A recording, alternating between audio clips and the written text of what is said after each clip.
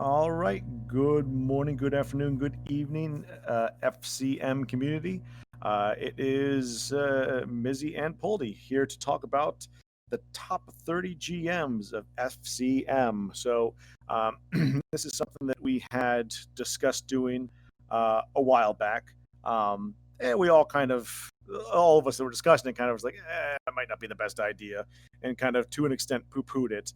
Um, and then recently, Paulie brought it back up, and I said, "Fuck it, let's do it." Like, this is a disclaimer for all those who saw the ballot. There was a huge disclaimer on the ballot as well. This is not meant to hurt anybody's feelings. This is not to get under anybody's skin. This is not to make anybody feel more like this is just something that was voted on by the league and its commissioner, and the scores were tabulated, and that's what we're going off of. So there was three areas of scoring: top 10, middle 10, and bottom 10. And Paul can correct if I'm wrong, but I'm just going to assume that it was 3 points for top 10, 1 point for middle 10, or 2 points for middle 10, and 1 point for bottom 10. Is Yeah. that about what it, yeah. So Yep. basically, these were all secretive. I do not know who voted for who, other than for those who've made, kind of like the Baseball Hall of Fame, unless somebody made their ballots public, which I think to this point only one person has. We don't doesn't matter. This was voted on. The only person that's seen every result is Baldy, and he did that to tabulate them. So I have the results here in front of me, not who voted for who, just the results, and we're going to go through them, basically from 30 up into 1, and just talk briefly about each GM as we go. And again, this isn't to be negative. I'm going to say that probably a dozen times, just because that's not our intent. This is just something that had been talked about in chat. We decided to do because it's interesting, to say the very least. So we're going to start, like I said, at the bottom. So I don't have it open, son of a bitch. All right, I got it open. I know I swear that I had it open. Apparently, the only thing I have open is my actual my ballot, which we're not going to read over. Oh, that's right. It's not in a Word document. It is in a Notepad document. So the 30th ranked GM, and again, this is based on a tabulation of all scores, is Doug. Doug ranked lowest in the GMs currently in FCM, for good or for bad. Again, I think part of the reason probably why some of these guys toward the bottom rated as low as they did is possible just a couple things factor in: winning and activity. At least, and again, I think Peter probably did this the best way. Is that he looked at it from, would I hire this person to run in my baseball organization? I think that was a very intriguing way to do this. I really I'd already done mine, but I loved that idea afterwards. Hashtag release the MZ ballot. I'll release my ballot because I have a safety ballot where I pick the top 10, and then put everybody else in alphabetical order. So I'm not an idiot. I made a safety ballot just in case we decide to release these. So I also made a real ballot, which only Poldy has. But again, Doug drafts well, but he doesn't make a lot of trades. He's a little bit hard to get a hold of, and he's just never put forth kind of that winning team that you'd expect. So, out of all that have voted, he got, nobody got unanimous bottom 10 votes. So he did have a middle 10 vote, but he is the bottom GM, and I think it's probably for those reasons. So, yeah, this is going to be a common theme of this pod. Just people who, aren't online, aren't on Discord much, and don't make a lot of moves, aren't having a lot of conversations with other GMs, and GMs just don't really know where they're at, other than if their team performs really, really well. Like GD, obviously, he drafts well, and his teams do good, but I haven't been around long enough to see how good Doug's teams do. I know he had a good team when I first got here, but he's got a team over there where he could definitely trade a couple guys. And he could have traded a couple guys a few years ago, and he could have rebuilt by now and been possibly contending with you. But he doesn't do any of that, so he deserves his number 30. I feel bad for the guy. I feel bad for all these guys ranked at the end because, like I said in the disclaimer, nobody in FCM's a bad GM. There's just levels. No, and I think that is the key point that everybody really needs to take to heart. There is not one bad GM. When I was looking at my list, I'm like, there's nobody that stood out to me when I was doing mine. Like they're bottom 10. Like it was literally, I have a clear top 8, filled in the next 2, filled in the next 10. Then I was like, oh, I'm left with these guys. And I'm looking at them. I'm just like, I don't think that any of them necessarily deserve to be kind of in this bottom 10 category, because everybody does something well. Doug drafts pretty well. Doug does free agency when he does it relatively well. Like he puts decent teams together. He just can't finish it off. He just doesn't have that finishing speed or whatever you want to call it. So we'll move on now to 29. Just because, again, we don't want to take too much time up on everybody's on a Saturday. And this person just joined the chat, so this is going to go well. Old Wise Man at 29. Old Wise Man at 29. He had 2 mid-10 votes and then a number of bottom 10 votes. He's already typing. This is going to go poorly. So Dan gets a bad rap in this league. He gets a bad rap in this league based on the fact that he trades with me. He gets a bad... Thank you. I'm glad Dan said that makes me feel happy. People forget Dan won a World Series. Dan is one of, there's a number of GMs on this list that have not yet won a World Series. Dan is not one of them. Dan has won a World Series. He just he puts good teams together, makes good runs, and then rebuilds. He does the same kind of thing that Stang does, and a lot of people do. Does he do it as well as them? Probably not. That's why he's down here at 29. But and I think part of the problem that Dan has had a bad streak of luck. People are going to say that I'm coddling him or anything like that. Coddling him.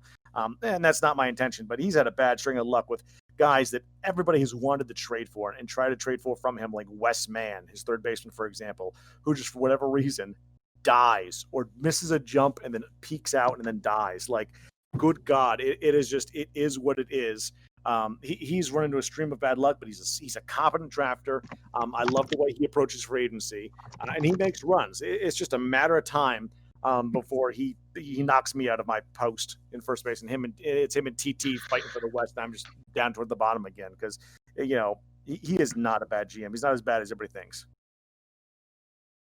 Yeah, Old Wise Man. He's one of my favorite GMs to talk to. He's just a nice guy, and he's always willing to listen to whatever you want to talk about. And I think that might be his problem sometimes, is that he's too willing. It's like he's a work therapist with you.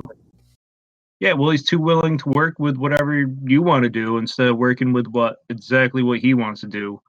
And that might be his flaw. But I mean, yeah, bad luck. Bad luck has a lot to do with everything in this league in Mogul.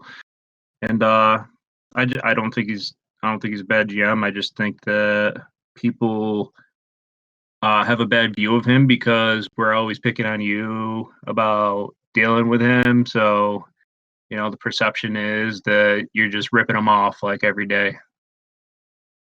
So I think that's why he got rated so low. I don't think he's the 29th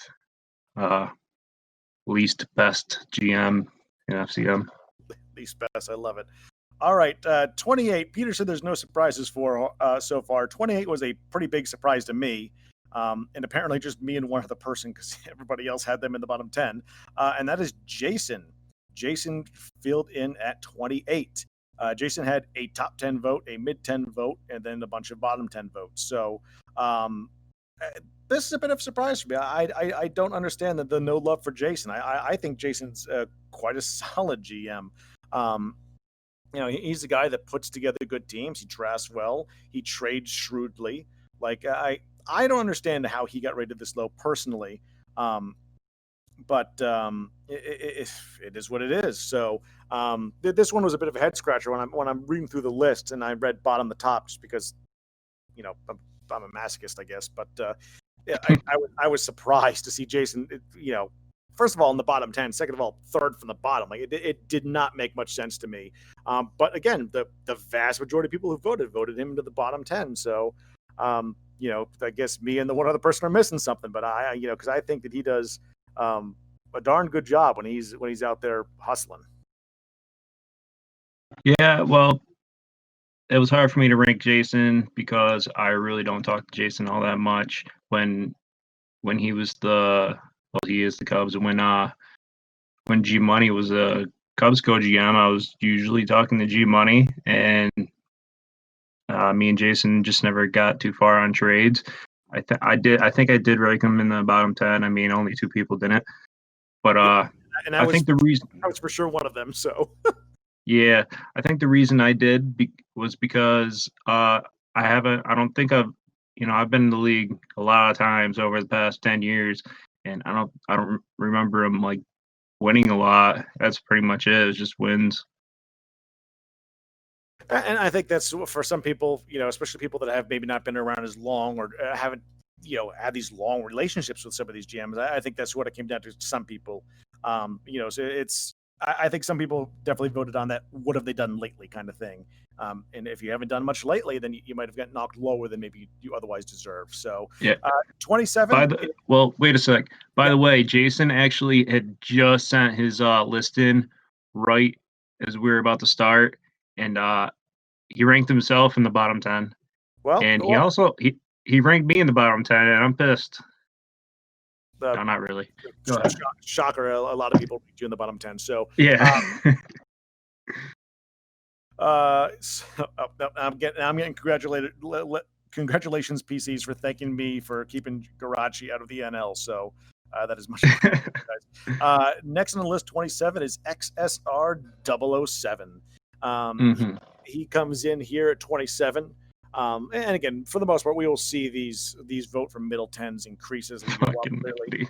But so far, he has the most middle 10 votes with 4, and then just kind of everybody else had him there in the bottom 10. But he's one of those guys that he's busy. He's a busy guy. So he just doesn't necessarily have as much. And I think that I hate some of the guys get voted down lower than maybe they should because they're busier than other people. Some of us spend way too much time on here. Just this morning, I was explaining to my wife that we're doing this podcast, and she's like, "Where did you get ranked?" And then I told her, and she goes, "Don't you think maybe you should spend your time differently? Wouldn't it be better to spend your time on?" I'm like, "Yeah, probably, but I'm gonna keep doing it." So, because I was happy with where I got ranked, and my kids thought it was fun. And my wife thought I was stupid, and then told my kids that I'm stupid. So doesn't matter. But SXR is the one we're talking about now. LA is one of those teams. I almost want to call them tweener teams because like some years they have so much talent and they're so good, and you're expecting them to go far, and then just something catches and they just miss or they don't make a push through the playoffs. Because I remember. I know she's not wrong, Marty. I know. But Jesus Christ, SXR, he's put together some really great teams out there in LA with a lot of great talent, and they just have never quite crossed the finish line. So I think it's one of those things that if he was able to be a little bit more active, because he drafts well and he trades very well, I think more often than not that it could be just a couple pieces missing off his teams. And I think that's what it is for him. He's always just missing 1 or 2 pieces to keep him from really making that push. Yeah, SXR, the last time I was in the league, I think it was the last time. It was either when I was Phillies or the White Sox. He was really active the whole time I was in the league. And I thought he was a pretty good GM. And I was talking to him today actually, and he's not gonna do nothing stupid. So he knows what he's doing. He just I think it just comes down to what Mizzy was talking about. He's he's a busy guy. Not everybody has the same amount of time to play as everybody else. And yeah, what Mizzy was talking about, I also think if all 30 of us got together and did something different that was like, lucrative, we'd probably be rich instead of poor mogulers. But next, go ahead. Being a mogul is just a wealth within itself. Having right. fun, getting to be part of this mogul community makes you the richest man out there. It makes you so much, better suited than people that don't do this. Everybody else that doesn't do this is missing out. So, I like the way you think. Well, I'm also just trying to stall so I can move because my kids are from outside. So since they're going to watch a movie, I'm moving into my dining room and out of my living room area. So next on the list is going to be one that's probably not a surprise to some. but will probably have the most hate out of all the ones we've talked about so far. And that is the person that just typed last. Gilly, next on our list, coming in at 26. So Gilly comes in at 26. And Gilly was in Pittsburgh. Pittsburgh is not the best market. We're going to really see a litmus test with the stubborn GP out there in Pittsburgh now to see what Pittsburgh can do. Gilly did pretty well with Pitt, all things considering. He built a new stadium out there. Like he put some little runs in there. Jermaine put in a little nice run last year. I think if he hadn't had some injuries at the playoffs, he might have made the playoffs proper. So I think that's all very. I forgot my mouse. Son of a bitch. I think that's all very interesting. But Gilly's one of those guys that he's turning it around. I mean, he's put a nice team together out there in Montreal, and I don't see anything. For as much crap as he's taken for some of those trades he's made this year, he's doing what he needs to do. I would not be surprised if we did this again in a year's time. Gilly ends up being much higher on this list. I think that he's priming himself for a nice, relatively sustained run out there in Montreal. So, especially with New York kind of doing what they're doing and entering a rebuild, probably a long overdue rebuild. Gilly and the Red Sox out there in the East. I mean, those are the two to watch for a while. So, Gilly is rated where I hate to say it, but right around, bottom 10 kind of makes sense for Gilly as much as I hate to say it. But he's not going to be there for long. For Gilly, I think I ranked him in the mid 10, but I think Gilly does a good job. I think he's an aggressive GM. I respect that. He always gets back to me. He's a play guy, which I took that aspect in the rankings. But Gilly, I think I remember him making a move this offseason, like early in the offseason, where he traded some like picks or something for a pitcher. And man, I think he would have been better off waiting there. But no, I think Gilly's good GM, and he's gonna make a move when his window's open, and like I said earlier in the podcast, all these guys they're fine. They're good GMs. Some are on different levels than others, and I think Gilly has potential to move up the list. I agree with you on that. He definitely jumped the market, and don't get me wrong, most years it's not the worst decision you can make. I jumped the market 1 year, and to get a starting pitcher called Hansen from Stang, and Stang did one of the best jobs selling him to me that I've ever heard. He was basically like, somebody's going to pay up for him, so if you don't do it right now, he'll be gone by tomorrow. He's like, don't wait on the market, be the market. I'm just like, fuck yeah, that's a good call. So I did it, and then the dude went down for 3 months in the middle of the goddamn season. Matt Hansen. I ended up comping A and I'm getting my things back a little bit. So it wasn't the worst thing that ever happened, but Gilly jumped the market. There was no way, as he just typed in chat, and I'm reading it as I'm talking, there's no way he could have seen all those GM moves that we had. We already did a couple of them, but we couldn't see those other 4, and then all of them being like rebuild. That just absolutely flooded the market with talent. And so, knowing that was coming, yeah, he probably would have held out and try to get somebody else, but nobody could afford to for that, sure. and all the shit that hit since then. So, we'll see what happens with that. But yeah, that was a little bit beyond Gilly. Next on our list is Theo. Theo comes in at 24. And this is a tied position. So there's 2 guys that tied for 24th on the list. As we continue to go up, there will be some things that tie. So Theo is tied for 24th with the GM that we'll talk about after this. So he's so far, again, he's had the most up until this point mid rankings for the middle 10. Theo is a guy that came in. He has a number of World Series under his belt.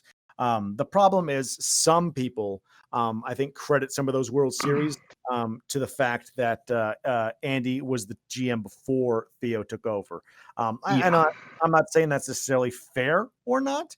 I'm just saying that there is that's probably part of the reason why he has ranked as low as he did, is that some people might not credit those World Series as much to him as they should, and a little bit more maybe to Andy, based on the fact that a lot of that team was the Andy team that had been built there. So But this again, Theo puts together pretty solid teams out there. He's another one of those a little more quieter GMs. Not as quiet as Doug or not as quiet as GD.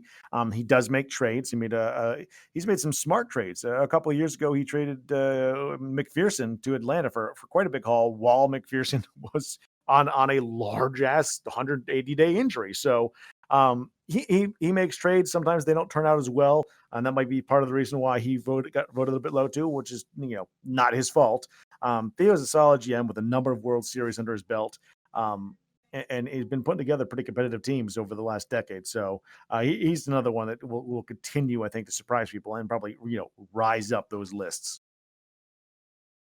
Yeah, Theo knows that he doesn't like left-handed pitchers, and I haven't really dealt with Theo all that much. I tried to get Veltman or somebody like that from him a couple seasons ago, and he traded him to Hokie for like just garbage, and I was upset about that. I'm still upset about that. But I asked Theo what he was doing this off season a couple days ago, and he answered me back. He said, "I'm selling myself," and I said, "Man, don't do that. There's other ways to make money." But yeah, that's pretty much my experience with Theo. I don't really have much to say about Theo. I'm not sure if he's going to do much, to be honest with you, just because he doesn't make a lot of moves. But I think he's rebuilding. He's selling. He said so. I don't know. I think it's going to be a while before we'll see. I mean, if he rebuilds well, go ahead. Listen, he is definitely not a bad trader. I think if you want to look at the one thing that he kind of does well, he generally trades pretty well. So if he does start selling pieces, he's going to sell at it's prices that make sense, and that'll definitely help his effort. Yeah, I don't think he's a bad trader. I just think he made one bad trade. But yeah. Next. Oh, Jermaine brings up a point. Yeah, Theo is a pretty solid drafter. Unfortunately, he didn't draft last year. I believe those were all autos, so he was not happy with some of the drafts he made last year. But yeah, and he does have a little bit of a financial issue with running money. So when he drafts, Jermaine, I would agree with that. Next, again, tied with Theo for 24th is Percy. Percy comes in at 24. Again, same as Theo, 7 mid 10 projections, the rest bottom 10. Excuse me. So, Percy has been another one that's been just bitten by bad luck of late. He put that beautiful World Series run together a couple seasons ago, and he's had some nice teams out there with some good pitchers and some good hitters. And every time he tries to find that last piece, that one piece that he needs, just fucking bad luck bites him in the ass. I know a couple years ago he had a big outfielder. It's kind of that piece that he needed to really make that big run in the NL West. And then spring training, the dude dropped like 6 points for no reason. Like he is plagued by what I would call bad luck. He gets players out there that are sneaky good. That I think some people forget about or ignore. The starting catcher I've had for the last decade, Carrazzo, came from Percy out there in San Diego, and he's a Hall of Fame catcher. I mean, and at the time he was starting to age, and Percy had another young guy coming up, so he was able to trade him. And he just, Percy just gets bit by bad luck more than anything else, I feel like. So he's a solid GM who drafts well, puts together nice teams, but he just gets snake bit by this bad luck more often than not. It's unfortunate to watch. Yeah, I've had Piercy in GBA. I've been in NAM with him, and I played with him here, and he always does a good job. He's generally not very aggressive, but he always answers your messages, and you see him make moves every once in a while. Right now, he's just rebuilding, and I'm looking forward to see what he does when this team hits their window. Yeah, it should be interesting to see. Again, I think that he does a much better job putting together teams than he gets credit for sometimes. So, next on our list, 23rd overall is PR. PR comes in 23rd. PR also has the distinction of our lowest ranked member with a top 10 vote. I don't. Nope, not going to go there. So PR comes in at 23rd, one top 10 votes, 6 mid 10 votes, and then the rest bottom 10 votes. So P I'm not doing it, Ren. Just not doing it. PR is also holds the distinction as the only person to publicly release his rankings. So for those who haven't been around, PR in chat the other day did release his top 30 rankings. So that hurt him for sure. That definitely hurt him. There's got to be some guys that are upset about that. That didn't like where they were ranked and ranked him worse than they normally would have if they didn't know. Right? I would hope not. I would really hope that people aren't that petty, but I wouldn't put it No, past they them. are. So They are. So I think that you probably had a fair amount of votes by that point anyway. So it is what it is. Is he a bad GM? No. He is. I remember way long ago when he was first in the league and he was Tampa Bay. I love dealing with PR because first of all, he's pretty fair when trading. Second of all, he could be a bulldog at times. And come to find out later, it probably depended on whether he was high or not, but that's not the point. Mm. He was a world-class negotiator when it came to trades, especially when he was with Tampa Bay. So I think that right. I think Peter. I think there's a reason for that too. Why he does a good job, but can't stay focused. But he drafts well. Like I've talked to TT and him, and when they were both in Houston, a lot about trades, about this, about that. We'd be talking about shit. And PR has a keen eye for talent. I mean, him and TT both just have a very. They know what they want and they know how to get it. So I am very interested to see what he does out there in Baltimore.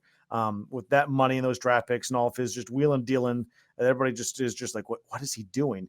I think he knows what he's doing, probably. And it's gonna be interesting to see because again, his eye for talent I think is quite good while drafting. So I would love to see in a couple seasons after he's had a couple draft classes under his belt, where that Baltimore team looks because I'm gonna guess it starts to look up pretty quick. Yeah, I said this on the last pod that didn't record. Well, it recorded. It just didn't record Hoki's voice. He's been making a lot of moves. Sometimes he's buying picks. Sometimes he's selling picks. And I don't really know what he's doing, but I think he does know what he's doing. I like dealing with PR. I think, like you said, I think he drafts well. And yeah, if he has problem with focus, maybe he has ADHD or something. I have ADHD, and I take meds for to help me focus. Maybe he needs something like that. But yeah, that weed definitely is going to make you make decisions that you normally wouldn't make for sure. But no, I think PR is going to be fine. If he got a little bit less than what he should have when he tore that Baltimore team down, he'll live and he'll draft well and he'll be fine. And I actually think he's a better GM than 23. I think I can name 5 to like maybe 10 guys that are that I think PR is better than. But Yeah, that's just my take. I mean, everybody has their different takes. and I think a lot of it is he's been not back for too long, and he's been back as a and so not a lot of the guys that remember when he was a full-time GM and just doing pretty darn well. So I think opinions will change the more that some of you guys are in the league a little bit longer. So next on the list, 22nd overall is War Priest, WP at 22 overall. Again, so he holds the distinction for the first person with more not bottom 10s than bottom 10 votes, but he still sits here at 22nd. I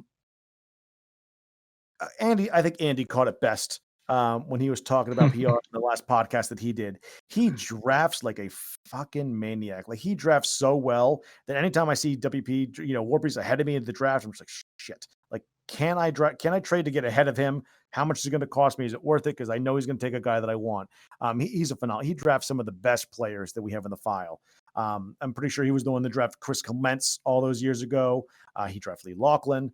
He drafts these guys that are just really good guys. Timing is PR's issue. He does well with drafting. He does well War with Priest. trades. Yes. What did I say? PR. Fuck it. War Priest is who I mean. he does War Priest, great drafter. As long as he's not trading with Peter, he's a very good trader. Hmm. It's timing. Timing is his issue. Every time that he has gone all in, it's been 2 seasons too early. I remember back, I want to say it was either in the 80s or 90s, the one year, like he just he had a top 10 pick, traded all of his prospects and went all in, and ended up finishing third in the division. And if he had kept all those pieces, he was maybe a year or 2 years away from the farm, being a dominant force in the AL West. So timing appears to be his issue. If he had just slightly better timing, I mean, he would have a number of divisions under his belt recently too. So I think the one thing that holds him back currently is just the timing issue. Yeah, I agree with that. He does draft well, and yeah, I see him give up on guys a little bit too early. Like Rocky and I were able to get Tresca off of him. He had like a 7 point something ERA, and it was like an 86, 93 or something like that, and he just didn't look that great. But he didn't give him time to right himself, and he traded him to us for we got a pretty good deal. And yeah, I just think he might give up on guys too early, and like you said, go all out too early. Um, yeah, that's pretty much it. I like talking to War Priest. He's a really nice guy, and that's it. Oh, well, yeah, that's that. Yeah, he would probably also win the award for one of the nicer guys because I don't Yeah. think I've heard a bad thing out of his mouth. Which I sadly can't say about everybody. So, let alone Mhm. myself. Um, Next on the list is Decker. Decker is next on the list. He comes in at 21st. He is another one that had a top 10 vote, and then a split between the mid 10 and bottom 10 votes, and he comes in next on our list. Decker's another one that I would say timing seems to be his issue. He's had the Mets for quite a while, and I swear he went there after being. It doesn't matter. I Decker drafts pretty well. Decker is a pretty good trader. Every time I've tried to get pieces off him, I know I've paid up quite a bit to get them. Um, he does when he's out there, he does well in the free agent market. Though if somebody has it, they could post one of my favorite gifts of all time from the FCM gift train, which is anytime GB bids on somebody, Decker outbids him, or basically it's Decker's just cheating off of GB's test to the GM. Well, listen, if you're going to cheat off somebody, GB's the one to cheat off of. So I think Decker doesn't quite deserve this bottom 10 ranking. I think he's a solid all around GM. And when he makes runs, he makes good runs. So, that's kind of really what I got on Decker. Yeah, I don't know much about Decker. I barely remember him from my other stints in the league. He's been rebuilding like ever since I got here, and I think he's gearing up for a really strong run. I think he's gonna have a really good team. But yeah, I don't deal a lot with Decker. I actually just I was just talking to him, and I doubt we get anything done. But I just try to talk to everybody. But yeah, I don't really know a lot about Decker. I know he's from Albany, and he likes to gamble. That's about it. That's all I know about Decker. I'd probably rank him in my bottom 9 or bottom 10 just because I don't know a lot about him. That's it. That's right. The three of you from the upstate New York area, the Yeah, we got Decker from Albany. Hick is from like Schenectady area. Schenectady, Yep. and then who else? I think that's it, right? You're up that Oh way. yeah, yeah, me. Yeah, you. Huh. Yeah, yeah. So, beautiful area for those who haven't been around there. That's Schenectady. Oh, not Schenectady per se, or even Rensselaer, but Pat Riley's from that Schenectady.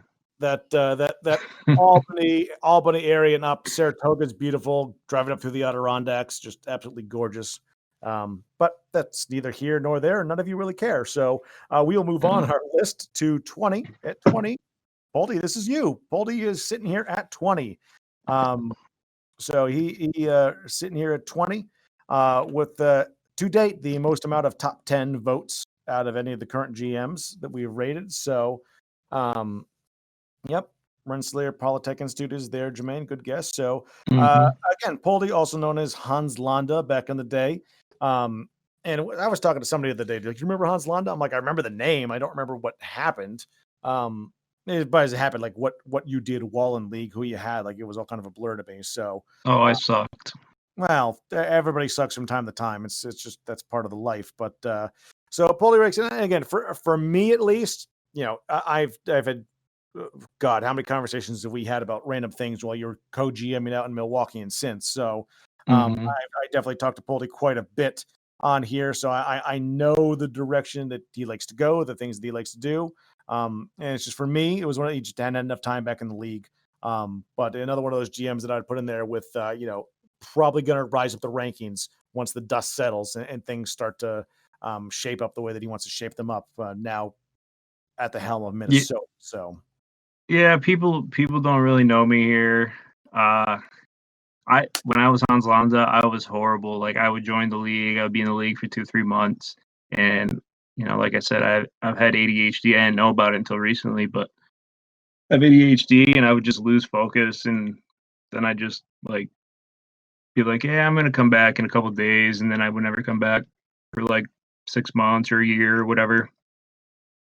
But I didn't really start taking Mogul that seriously until I rejoined. I joined NAM New Age Mogul in like 2017, and I really started taking it seriously. And Rocky kind of took me under his wing and was helping me a lot.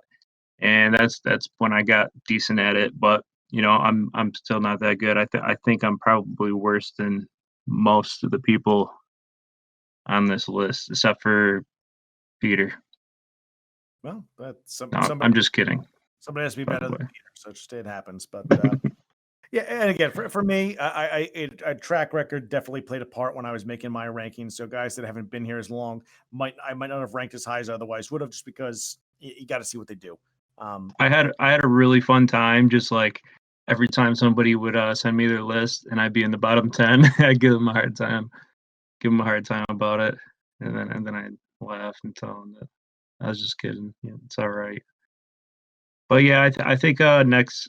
I mean, we'll see how this rebuild goes. I mean, that Minnesota team was like really bad. All I had was 2 players to trade, and probably like 3 or 4 decent prospects.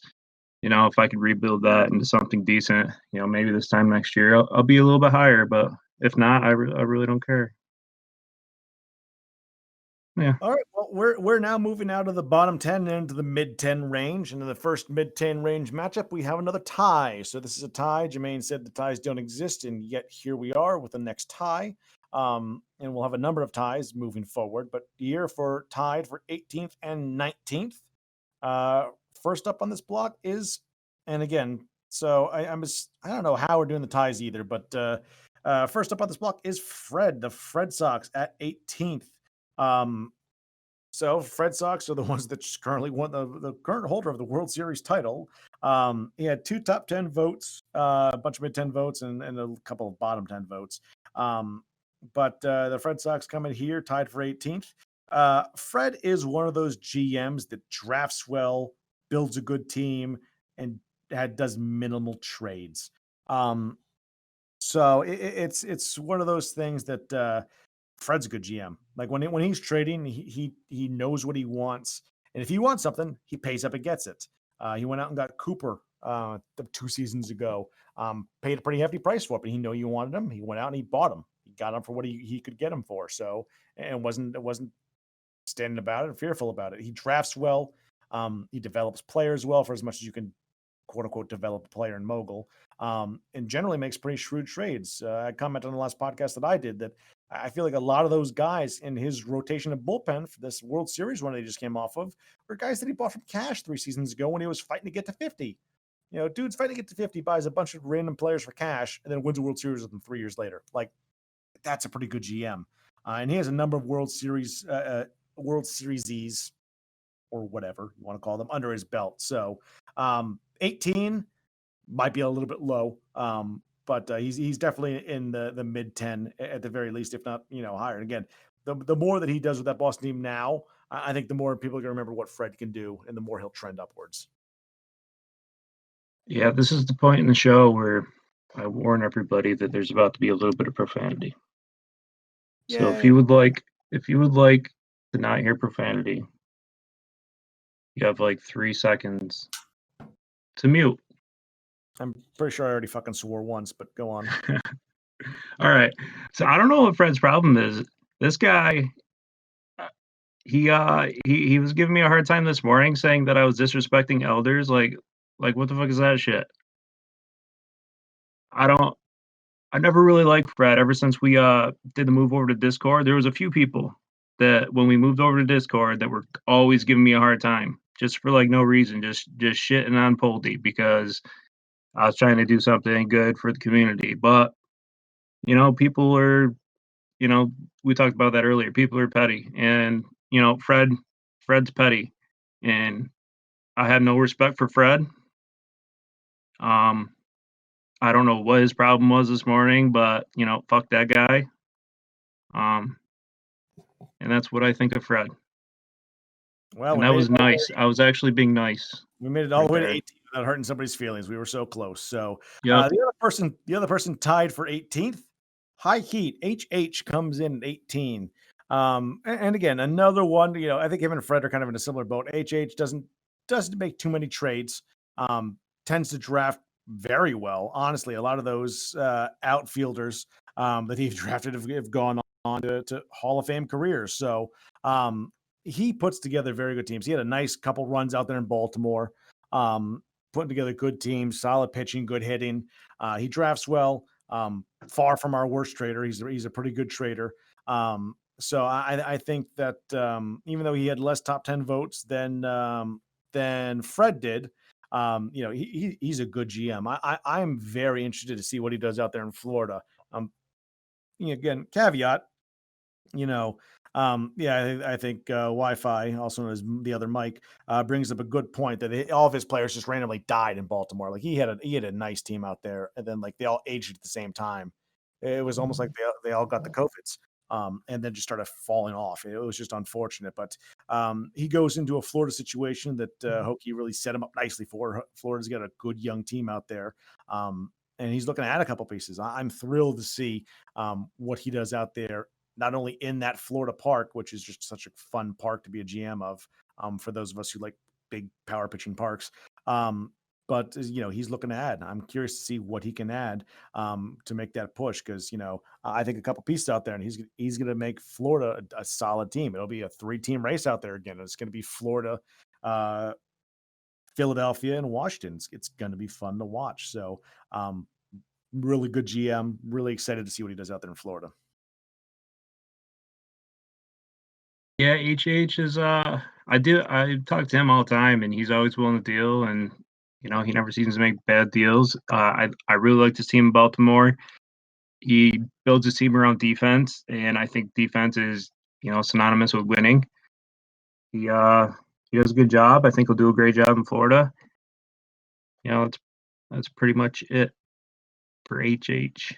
Yeah, I'm legitimately excited to see what he does out there in Florida. I think it should be pretty good. So I think he was really happy to get rid of that Minnesota team.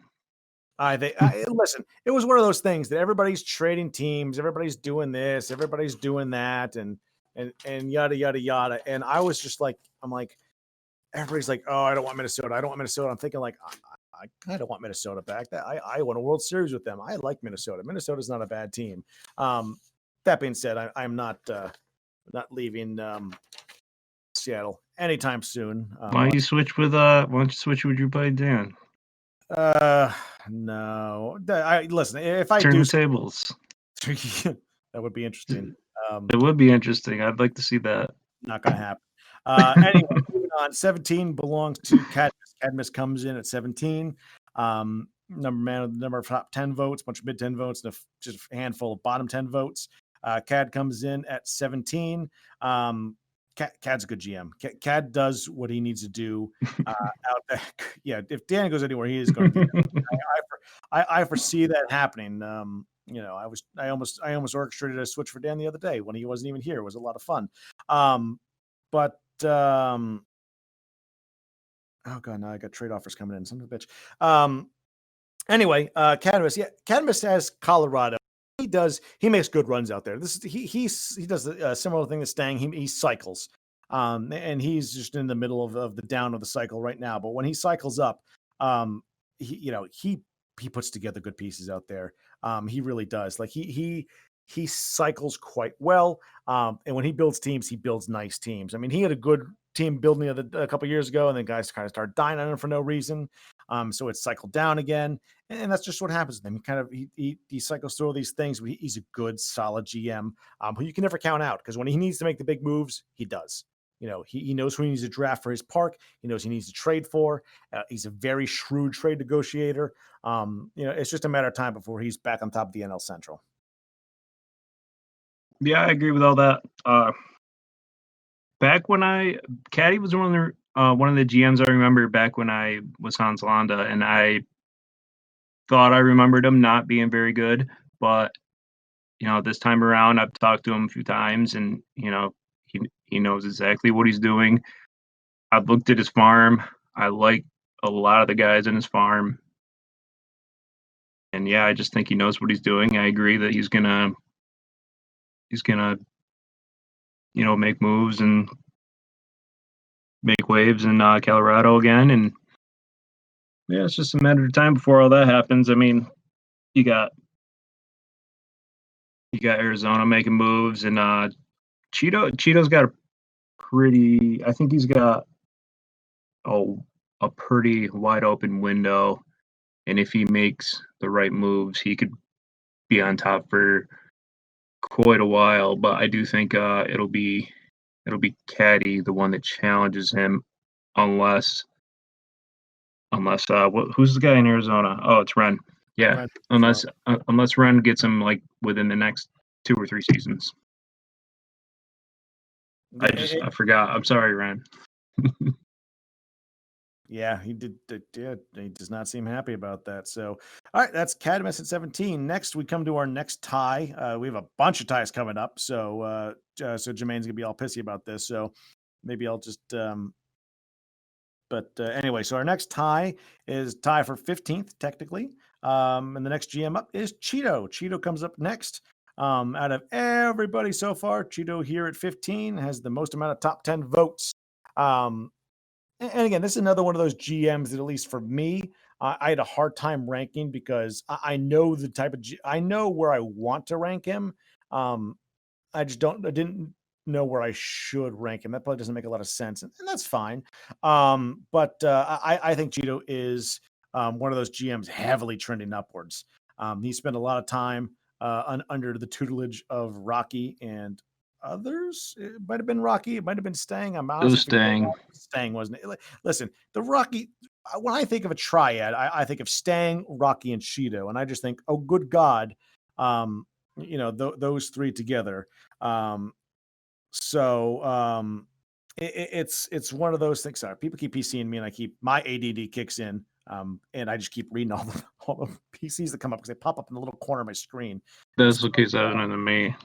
I sometimes have to mute shit, just because I can't have them popping up when I'm doing some things. So here's another one. Thanks, Oki. He has ADHD. Good God. Some Canadians just aren't as nice as everybody else thinks they are. Anyway, yeah, Cheeto is definitely a guy that did great in the co-M positions that he had. And I really like what he's doing out there in San Francisco. And again, this is one of those GMs that people are going to say, is it his team? Was it Canadian Mike's team? Since Canadian Mike, kind of, you are hockey. That's not the point. Hokey, but that's not the point. So he is one of those GMs that overtook a team. He took a team that Canadian Mike had put some foundation into, but he really did work to make that his own. He's made a lot of trades, a lot of free agent signings that have really increased their winnability, if that is a terminology that I could use. So I think that Cheeto is a guy that's, we talked about some guys already that we think are going to start trending up. Cheeto is already trending up. I really like what he's doing out there in San Francisco, another team that I did GM for a while, poorly, but did GM for a while. So I really, really like what he's doing out there. I think it's just a matter of time before he starts knocking some World Series belts out. So yeah, just really dig what he's doing out there. Yeah, I definitely think that most of his players are from what Canadian Mike drafted, and Canadian Mike is he's a really good GM. He knows what he's doing, but that doesn't mean Cheeto's bad GM just because Canadian Mike left him with, some good players. And I think Cheeto knows what he's doing. I've talked to him a few times. He never wants to trade with me, ever, ever, ever, ever wants to trade with me. He's always got like a specific thing that he wants to do or nothing at all. And then he makes a trade like a couple days later. And it really bugs the hell out of me. But I like a lot of his prospects. I think Cheeto goes out and makes big moves. And I'd like to see how well he does, with this team, and then I'd like to see him rebuild, see what he's got. But I think he's got a lot to offer, and yeah, that's pretty much it. Yeah, I think it's gonna be a while before Cheeto has to rebuild. I think he's doing a Mhm. nice balanced thing out there. And as him and I were talking about earlier this season, he ended up flipping his two kind of what he would call backup shortstops for Hall this offseason, the pitcher Hall. So you're able to make shrewd moves like that, you're gonna do well. So really like the position that Cheeto's in and the way he's moving. So the other person tied with Cheeto here, coming in next on our list, is Dave. Dave comes in next on our list. So he comes in. My 5-year-old's looking at me. He comes on our next list. Dave's longtime GM of Philadelphia. Brought them to the playoffs last year. Now, out of all the ones on our list so far, he's going to get my Bulldog Trader Award. He is just an absolute. It appeared to me. Maybe he's just mean to me, but he's just a bulldog when it comes to trades. Like he is very. I want this. This is what I'm going to pay for it. If you don't want it, fuck off. And he's not. He's a bit nicer than that to most people. Mhm. Yeah, I think so too, Mike. I've said for a long time that I'm pretty sure Dave hates me, but that could just be me. But he does what he needs to do. Like he's put together a nice little team out there in Philadelphia, and that's what I think that he does team building quite well. The one thing that really stands out for Dave is that he does the team building thing. He knows what he needs to trade for, what he can get in free agency. And the one thing that's kind of held him back, and he flat out admits it, is drafting. He had, especially when he first got over Philadelphia, he made some very poor draft mistakes. And some of them were, again, this is nothing new. He admits that they're draft mistakes. But the one year he made a World Series run, his bullpen failed him. Because of that, he took a horrible looking relief pitcher. Well, again, maybe not, horrible look is the wrong thing. I thought he was horrible looking. I know a bunch of people agreed with me. But in the first round, and then that dude just did not work out and died pretty quick. So he kind of, I don't want to even say overreach. He overreacted for certain draft needs, and that held him back a little bit. But other than that, he puts teams together perfectly. And his draft record lately, in the last decade plus, has been really good. And again, the Poco was a dumb mistake. I mean, that was a guy that I traded him, so he's clearly talking about a trade that he made with me. Matty egged him into that. That doesn't count. It's one of those things. Like he trades very well, does good for agency. He builds teams excellently, and his drafting's got a lot better. So he's another one of those guys that, as you can see currently with his Philadelphia squad, is just going to continue to make noise. And the fact that he's challenging Peter for the the NL East is phenomenal. It was fun to watch last year. Going to be fun to watch this year. So Yeah, I feel like I have a pretty accurate scouting report on Dave. Before we get into that World Series run that he made was with a lot of the players that I drafted. Remember, I was Philly for one season. It was Jacob, and then I took over, and then I made a few trades, and I got a bunch of draft picks, and I drafted a bunch of guys uh, with draft picks, as you do. Yeah, I got Marv Fell. I don't know if you guys remember that guy. I don't remember a lot of the names, but I do remember looking back at the guys that I did draft, and I drafted very well on a lot of them. Marfall, yeah. I remember a lot of them being on that World Series team. But Dave, like I said, I've been in NAM with Dave, and I've been in FCM with Dave, GBA with Dave. Dave definitely, just about as good as anybody. And he definitely doesn't make bad trades. But the thing with Dave, I feel like he's told me himself that he struggles with figuring out when guys are gonna jump and drop, mostly drop. But I think Dave's thing is that he's hesitant because I think he knows just as much about mogul as anybody, and I feel like he can be a little bit hesitant, um, you know, when he really shouldn't be because he knows what he's doing. But I think you said something about him early in the league making like a bad trade or something like that. That kind of stuff haunts you.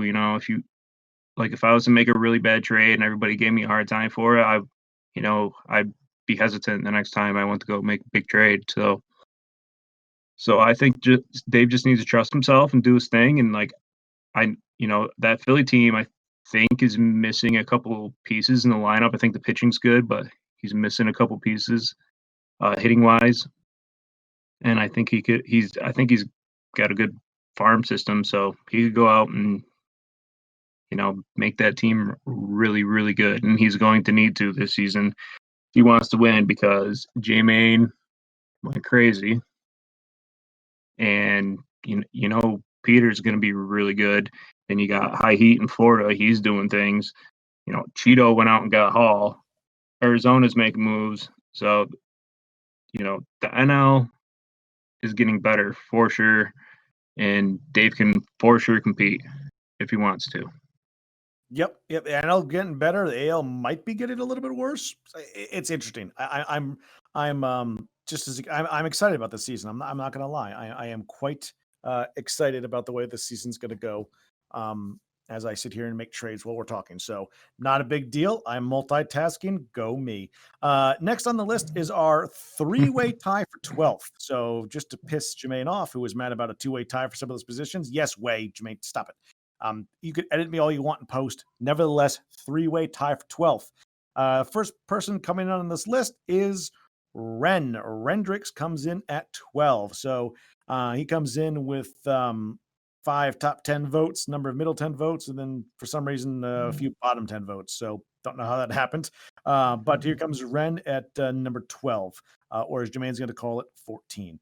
I like what Ren does. I know we're going to hear some boobers or some people that they're gonna say similar things to what we said about Theo in Cincinnati. Coming in after Andy, and Ren came in to Arizona after Andy did. But Ren does a great job. And just look at his team now. I mean, you look at the team that Ren has put together now out there in Arizona, and there's no way you could tell me that he is not a good GM. He has some phenomenal hitters. He has some solid fielders, and he is addressing his pitching need. He was a couple pitchers short. He's already gone out and gotten one this offseason, and he has particular types of players that he likes. I've offered him numbers of pitchers in the last couple of years, and he just looks at me and goes, "Mike, no, you know why? I know exactly why." Does makes me a bit of an asshole, I guess, for still suggesting them, but nevertheless, he knows what he needs and he knows how to builders. Maddie brings up that Arizona is probably the second best hitters park in the league. Sure, and Florida's the best pitchers park in the league. That doesn't make the GMs that run, know your park. Andy talks about this all the time. If you know your park and it fits well in your park, that's what matters. Ren knows how to fit that park.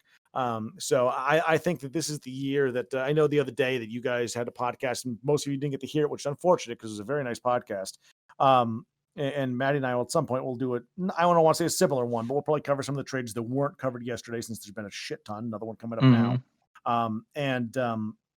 And our own draft, our own predictions for the playoffs and on, even though it's a bit early, but not too early. And I do think Ren's going to push the NL West this year. I think it's Cheeto's division to lose. I still expect Cheeto to win. Spoiler alert for my next pod. But I think Ren pushes and probably gets a wild card this year because I really like what he's doing out there. And he still has some pieces left to move, to some things to add.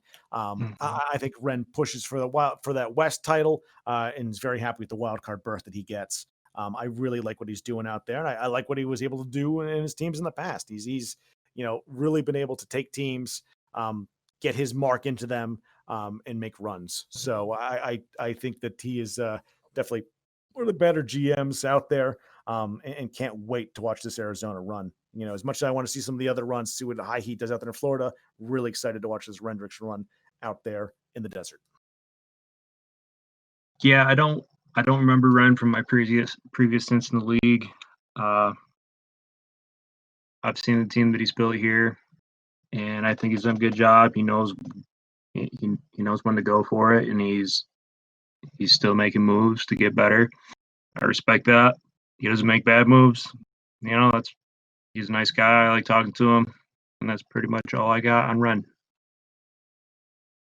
All right, next one tied here at 12th place, or as GB's going to call him, 13th place, Texas Tornado, good old TT out of the AL West. Everybody thought the AL West was going to be nothing but bottom feeders.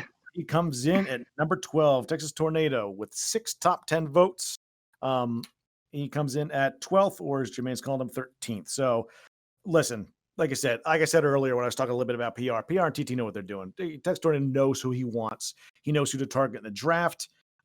It's funny. Him and I always shied each other a little bit about if we're drafting ahead of each other. Like, crap. Well, then that's not going to be good for me because not as much as me and some other people like me and Rocky kind of go for the same guys. Me and Hokie for the extent go for the same with the guys. Like we go back and forth, but man, he knows what he's doing drafting.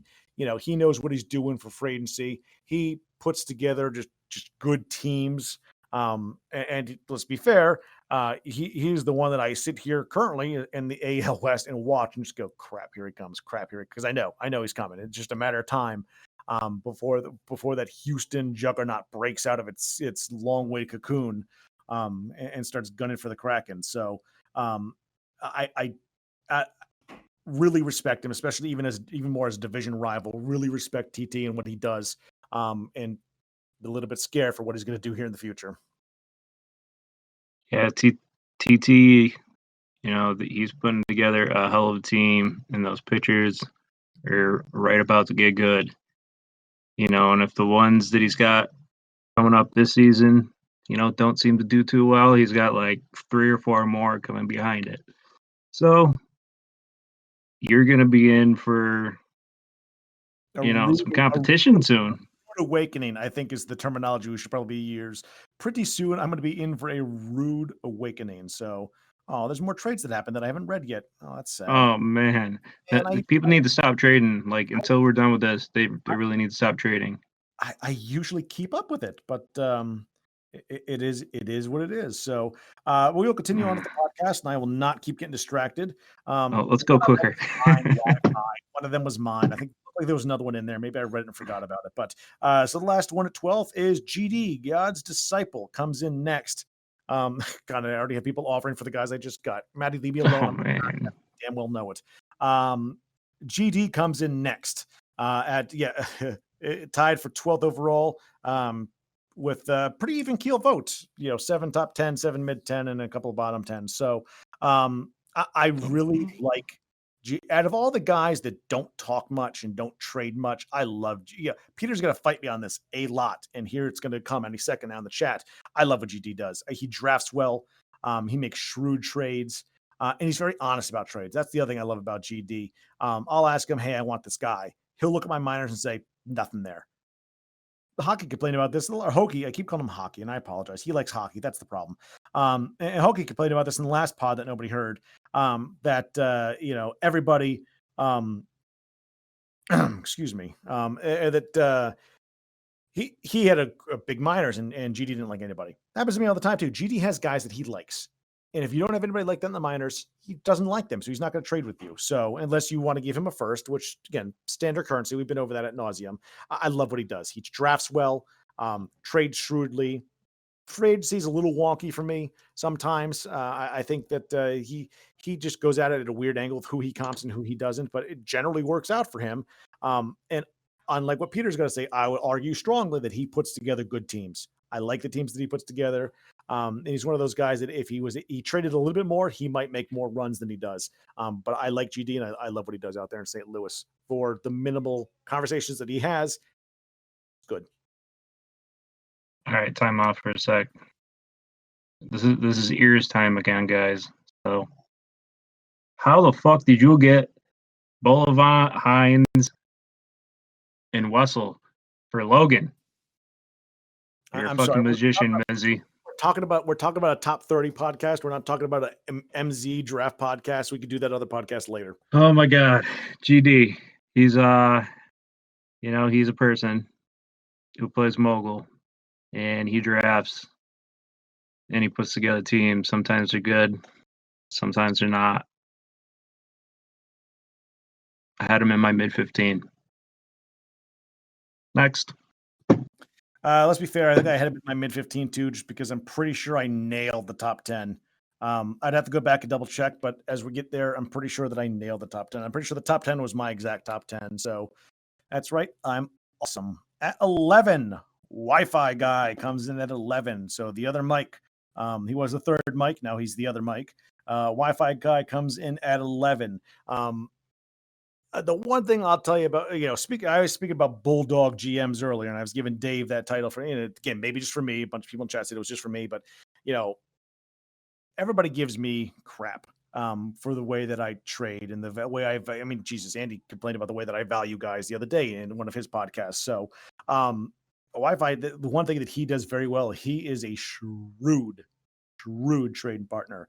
Him and I talk trades far more than we actually make trades. Because we're both stubborn to an extent, but Wi-Fi stubborn in just the right way. Like, he makes trades that make sense for him. You look at his World Series run, you look at his continuing World Series runs.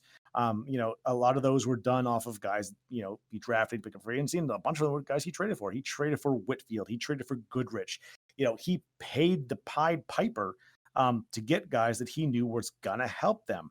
Yes, it helped that he had a bunch of top 10 picks for a while and was able to pick up Cool and Burton and some of these other guys, but all those other guys on that team he traded for. He is a very, very shrewd trader. Even last year, he went for it and traded and added a bunch of pitchers to really make that run again. And even today, he's adding stuff to make another run potentially. We'll see what happens with Wi-Fi over there in Chicago, but he does a couple things really well. Trading is the one, I think. If I had to pick one thing that he does, I think, better than a lot of people, it's trading. Very shrewd, knows what he wants, knows how to get it, and doesn't sacrifice much on it. Even when I made a trade with him today for the first time in a while, I think. And I came at him with an offer. He came out with a counter offer and said, "This is it." It wasn't quite take it or leave it, but it felt like that, and he'd probably tell you that it was. And I took it because it was a fair deal. But it's just one of those things. He's very shrewd, knows what he wants, doesn't compromise too much, and it does wonders for him. Yeah, I think Wi-Fi is a good GM. He always seems to make the right moves. I questioned a couple of his moves last season for the trade deadline, but he was just trying to load up for potentially one last run in Chicago, which it looks like he's going to make another run here this season because it's such a buyer's market. So yeah, I think he's a really good GM. And like you said, he knows what he wants. Yeah, he took over Manhattan and New Age Mogul, which is the team that I ran. He did a really good job with that, so I respect that. And I like talk trades with him too.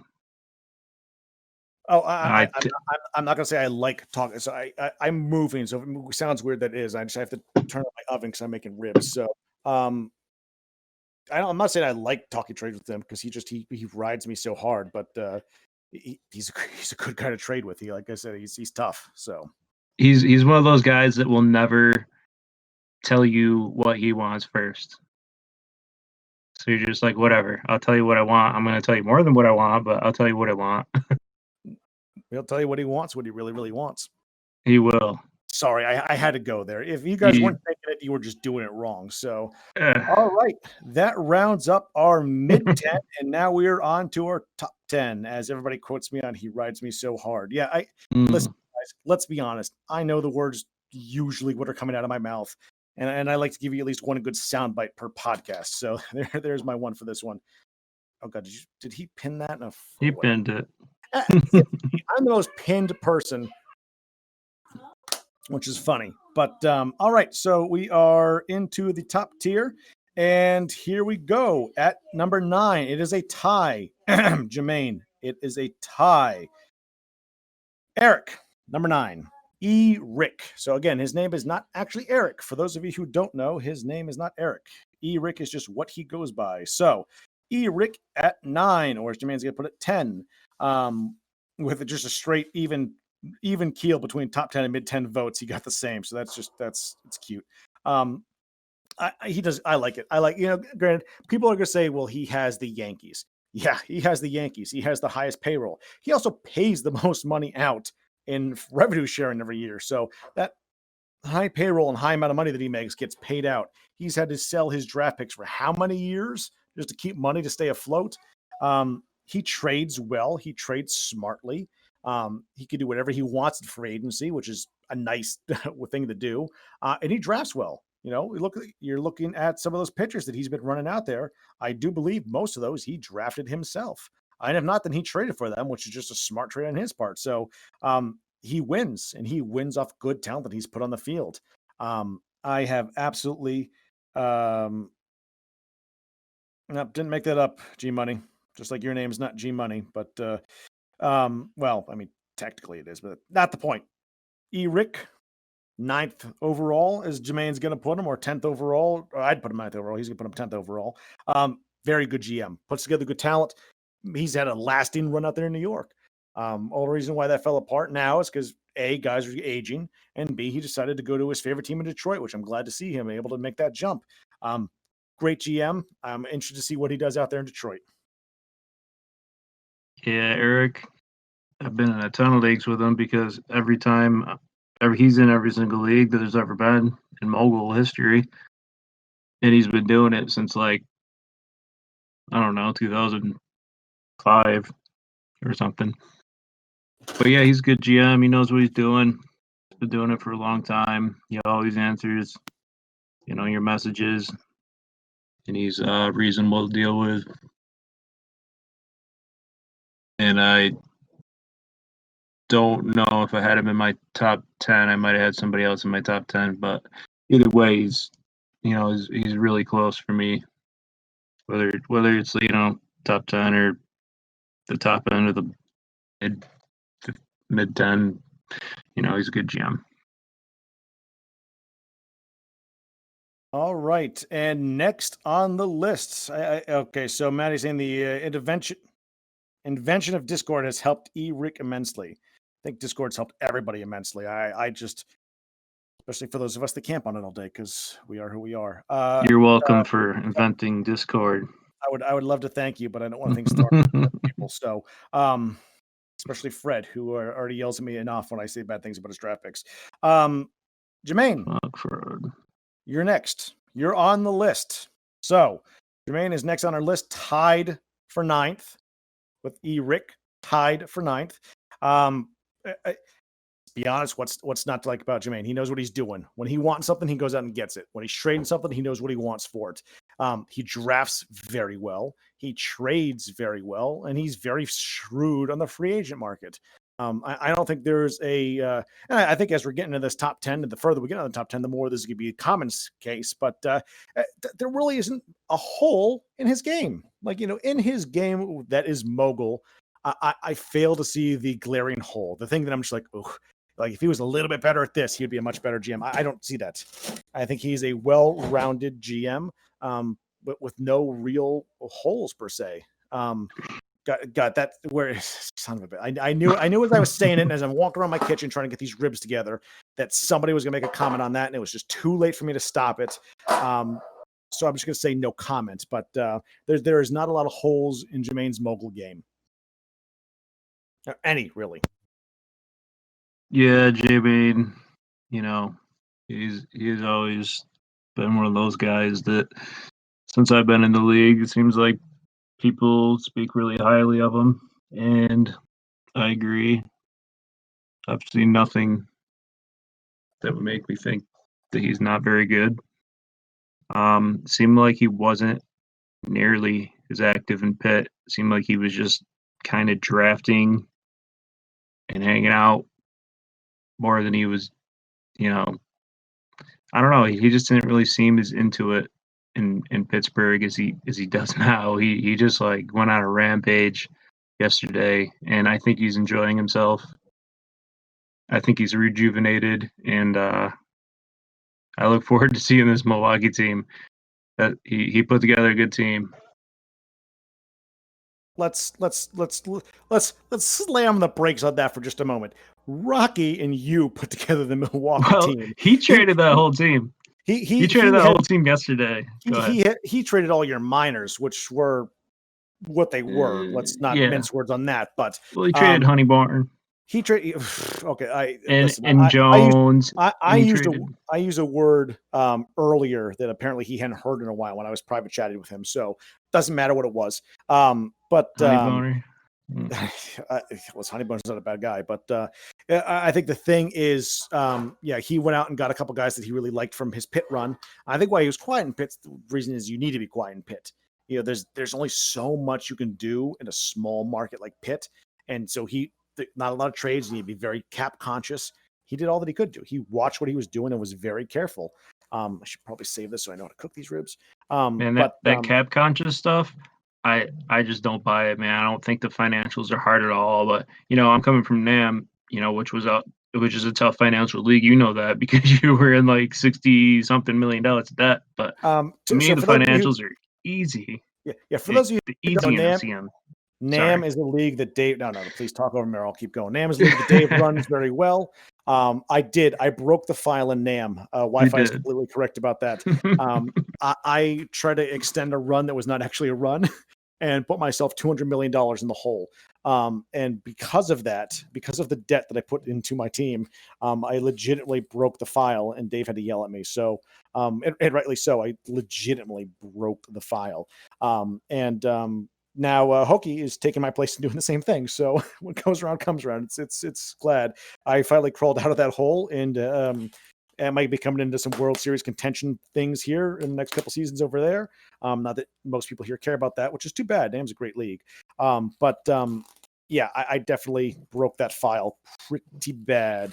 And now Hokie is trying to do the same thing and re-break it for everybody. So, which is just very, very nice of him.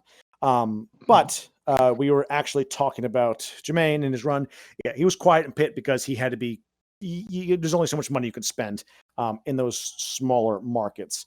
For as much as people want to believe that or don't, I really don't care. It is what it is. So I just feel like if you just keep a constant revolving door of players, when they start to go through RB and get a little bit more expensive, there's teams that don't even care about that, and you just constantly move them for new players. And if you're any good at trading, which a lot of these guys are, you're gonna be fine.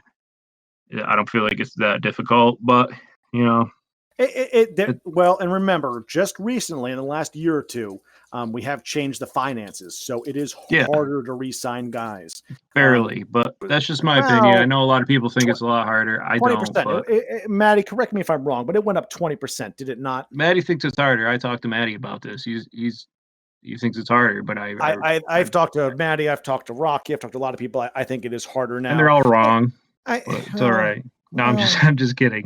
I respect you guys' opinions. I just don't think it's that hard. I think it's harder. It's 20% harder than we were used to. So harder is a relative term. Less easy. So it did increase by 20%. So I was right. So the asks have increased by 20%, which may not seem like a ton of money for some people.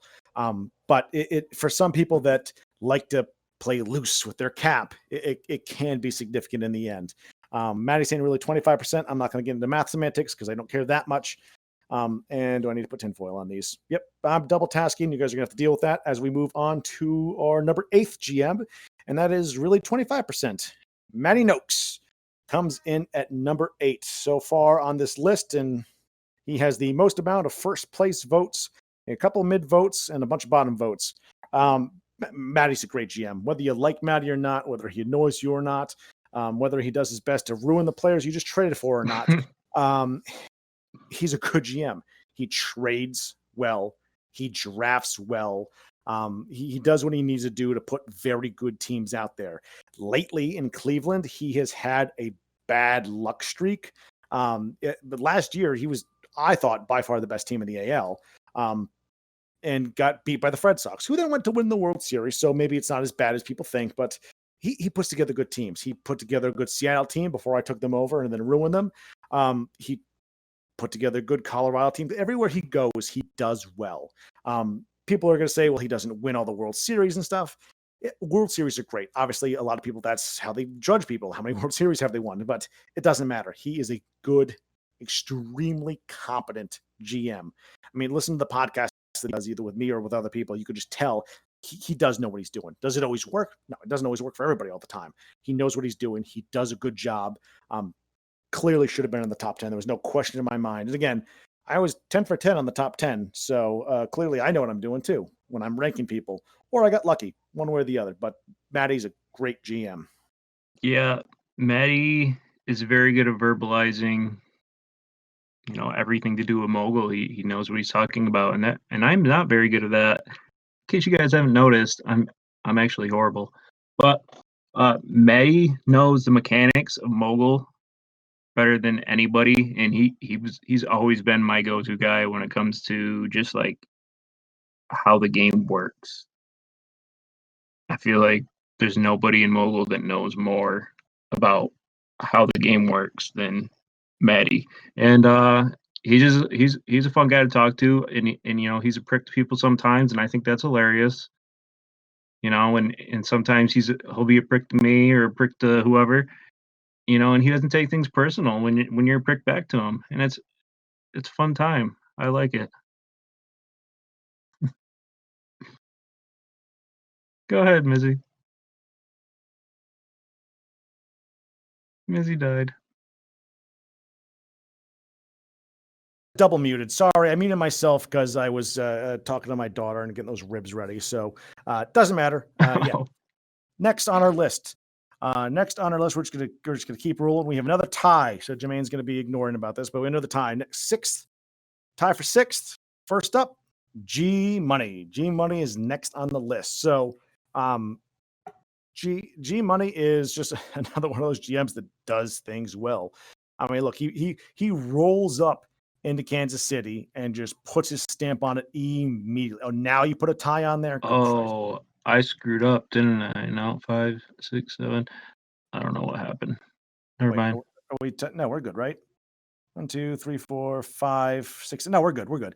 Yeah. So G Money, he put a stamp on immediately. He went out last year, made a whole bunch of good trades, and just did what he needed to do to make Kansas City, excuse me, a contender. You're excused. It didn't. I started to choke. I haven't drank enough water. Didn't work too well. I mean, again, and by too well, I mean, if you actually look at how many games he ended up winning last year, it's probably more than most people thought he did. He gotta set off the smoke detector. I'm gonna get yelled at for that. He won. I hear it. I'm turning it off. He won, I think, 91 games last year. He did very well to win a bunch of games last year. And again, more than I think people think he did. And again, part of that was that he didn't play well early, and then really had to pull it up at the end. I'd open that one too. He pulled up in the end and it really made a little run at the end. And I think part of that is something that I believe in, that most people think that I'm just full of it for, is team cohesion. I know most people think it's a video game, Mike. There's no way that's a real thing. I just feel like there's such thing as, to an extent, about team cohesion. And if you make too many moves, it takes a while for those players to gel together. Yes, I am well aware I'm probably going to get all kinds of crap at chat for that, but it is what it is. So I think that was part of his reason. I think this year you're going to see him play a lot better. So we'll see. But I'm really excited. Another team that I'm fun to watch this year. I'm really excited to see what KC does this year. Now that they've had a team together for a year, the team that should have been really good last year is probably going to be quite good this year. So I'm excited to see what they do. Yeah, that division was really tough last year with 4 90+ win teams. I don't know if that's ever happened in FCM before. I'm sure it probably has, but yeah, that had to have been one of the toughest divisions in the history of FCM. That's what I was telling people on when I was trying to trade Momberg. If he could pitch that good against those 4 teams, in those parks, then he's going to pitch good in your park. I don't care what park it is. But G Money, I remember him from my previous stints, but I don't remember talking to him. He's a Mets fan. He's from my area. I appreciate those things. He wears fancy shirts when he does podcasts, and I appreciate that. I do think he's one of the best GMs in the league. I talked to him the other day. We made a deal really fast, and then we figured out that we didn't want to make another deal really fast. So, I like talking to him. He's a guy you can always go to and expect a response, and he's a skillful GM. He's gonna make moves when he needs to make moves. He's you know it'd be nice to have more GMs like him and less Dougs. No, I'm just kidding. I hope Doug never listens to this. Yeah, I don't know if he listens. I know GD does. GD loves it. GD specifically will message me, not about trades, but to make sure that he gets the most recent podcast for him to listen to. So GD does listen to our podcast, and I appreciate it. I appreciate anybody that takes the time to listen to me spew crap for a couple hours. So we are now at the other tie for sixth, and that is Rocky. Rocky Bull comes in at six. And again, another GM that I really like. I talk to probably as much, I if not don't. more, than most GMs. Yes, I know. Yes, you hate your co-GM. But Rocky comes in, another one tied for sixth. And again, Rocky is just a good GM. And again, I think the more him and I talk this offseason, last season and beyond, and the more I think is him and I are very similar GMs. We like the same type of guys. We go after the same type of guys. There was a number of times that I made trades in the last year, and he goes, "Oh man," he's like, "I was looking for that same guy." Like it's funny how similar our mindsets are. But I just love what he does. I just what so I just did it beep? So I absolutely love what he does, or what he was doing out there in Milwaukee. Loved that Milwaukee team. Good Lord, I love that Milwaukee team. And just son of a god. And just because so I just realized that I left a pan in the oven last night because I didn't have a place for it. And now I just turned the oven on to 500. It was still sitting in there. So instead of having a pan that should be cold, it's going to be roasting hot, and I have no place to put it. God damn it! That happens. And now it's burnt all the shit. God damn it. Anyway, I do somewhat apologize for this, gentlemen. You're all right. As I'm live streaming my pudding of ribs that I bought at Costco into the oven. But I really like what he does. And part of it's probably because he does very similar things to me. But yes, as Wi-Fi is pointing out, he stole Tanaka from me, a pitcher that I stole Tanaka from you. That was me. Doesn't matter. Yeah. No, it does matter. Tell Cersei it was me. Okay, so Paulie stole Tanaka from me, and that's Goddamn fine. right it did. It's the only player in FCM history I have officially offered Wiedemeyer for. But again, we go for the same type of guys, like the same type of guys, similar mindsets. So maybe that's why I like him more than some others. But I really just dig what he does, and I can't wait to watch him rebuild the Yankees, because I know that he's going to take them and turn them around pretty quickly, and just make them contenders. So I know before he made that trade of positions, him and I had talked about that. He's like, "I'd love to be the Yankees." I'm like, "Well, here's what you do this, this, and this." And basically, the trade that ended up happening is the one that I said that you should make this happen. At the time, Jermaine was not ready to leave Pitt yet, because he still had more stuff to do there, though he did very well in Pitt. But yeah, really like him. Can't wait to see what he does in New York. Though it's unfortunate that now he's in my same league. I liked him over the NL, because then when he got players that I really liked, I didn't have to deal with them. So it was great. Now that he's in the AL, that's going to be less nice for me to like pretty quickly here. Yeah, so Rocky, the day that see me and Rocky, we work really well together. I enjoy talking trades with everybody. Like, that's my favorite part about Mogul. And Rocky doesn't like it that much. He just likes, scouting and drafting, and he doesn't mind it, but it's not his favorite part. Like, he gets sick of it, and I don't get sick of it. I could just keep doing it and doing it, and people just keep telling me no, and I don't really get frustrated. So we work really well together. He's definitely my best friend in Mogul for sure. We would talk like every day. Like, you guys probably don't realize how active we were every single day behind the scenes. And like Rocky is super active. Like, he never talks in the chat really, but he is extremely active as GM. but the day that I took, uh, what was it, Toronto or Minnesota, whoever. Yeah, we we had this thing where he was gonna run Milwaukee a couple more seasons, and then I was gonna take him over. But I don't know how much time I'm gonna have this summer, but I know I have time right now for the winter, and I didn't think I would have time to rebuild Milwaukee. Once summer comes, if that's how if that's however long that our run would last. So, I told him I'm just gonna take this rebuilding opportunity and do it myself because it's not that I really care about credit, but it is nice when people are like, "Oh, he did that himself," not like Rocky's doing everything. You know what I mean? And yeah, he was a little bit upset when I took that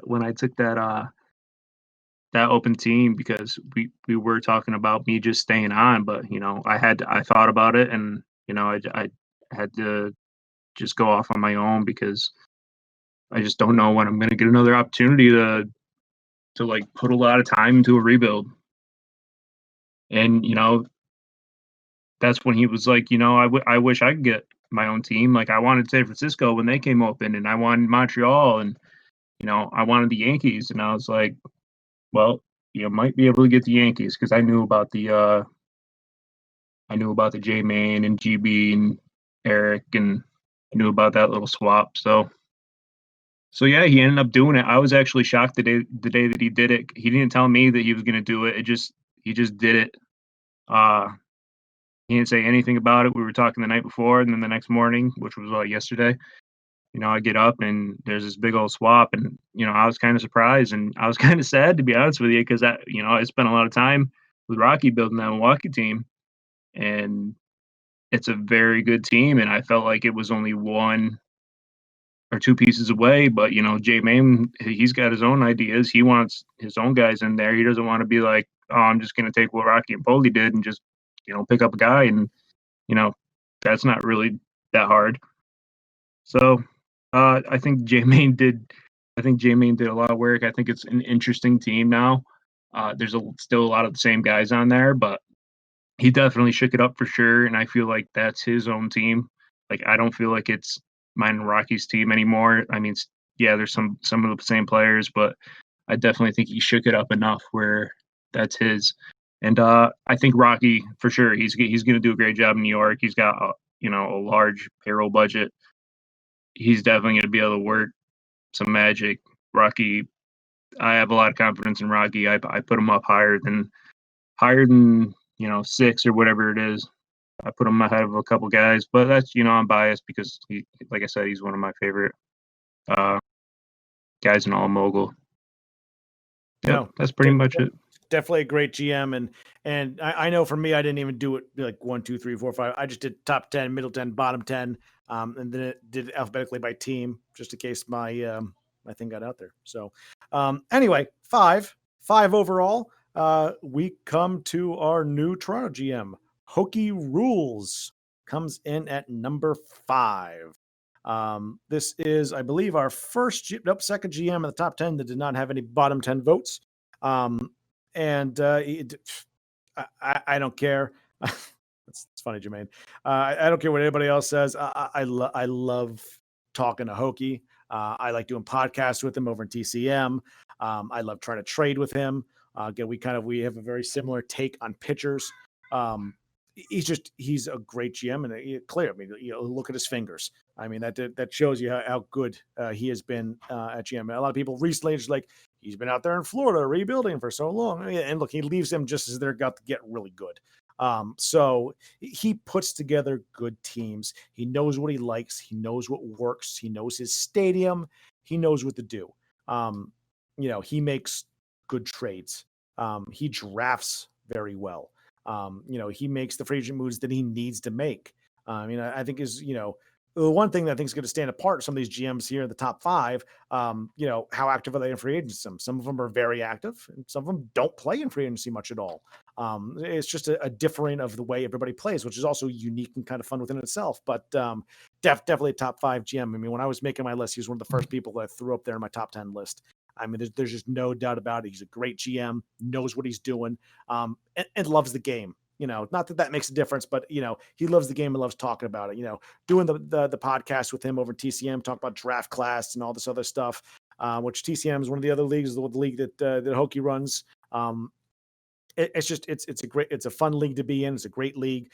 He's just a great GM, and it's fun to bullshit with him. Talk about drafting, talk about this, talk about that, and just what he does with any team in Mogul is phenomenal. So definitely deserving of a top 5 spot. Hokie definitely knows what he's talking about, and like you said, he definitely loves talking about it. I wonder if it's like Hokie rules, like it's a team, or like Hokie has these certain set of more like a rules. Doyle rules, kind of more Oh like that. yeah, because he is a redhead, isn't he? Yeah, I think he's like trying to challenge. I'm not going to see the. I'm not going to say the word, but yeah, I do believe he's a redhead. You're not going to say the G word? Not going to say the G word. Nope, no G money's talk on this one. To be fair, I'm part of it too. So I mean, I think I'm allowed to use the word, but I'm not sure how that works. So I'm just going to not say it.